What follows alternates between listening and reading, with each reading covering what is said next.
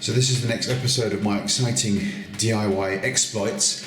So in one of our showers we've got this Aqualisa thermostatic valve, which basically turn left to right to turn it on. It's got a temperature control here, and of course the shower's there. And basically it's probably about 10 years old and it started dripping.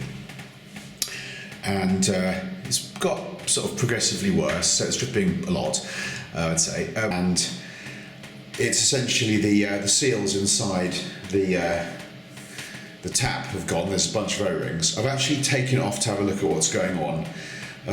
So to take it off, you essentially pull this cap off. I'll come to that in a minute.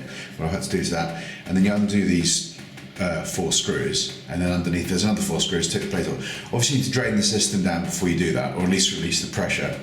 I'll show you that in more detail when I actually fix it. Because the seals haven't quite arrived. I ordered them a few days ago. But what I can say is that there's obviously bits of the shroud are taken off already, so some of these sort of bits of plastic are there. So I've taken those off. This ring here, which is a sort of seal, is a real bugger to put back in again. I'll explain that when I come to do it tomorrow.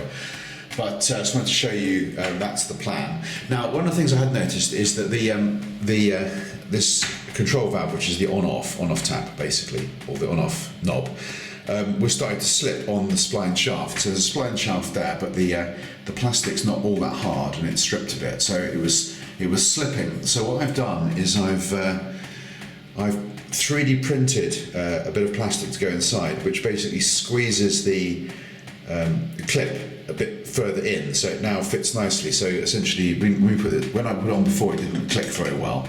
But now it sort of locks on really well and it works quite effectively. So I'll perhaps in the video I'll show you the model of I sort of designed this sort of 3D printed part to go inside. I'll show you what that looks like in the second video when I come to change it properly.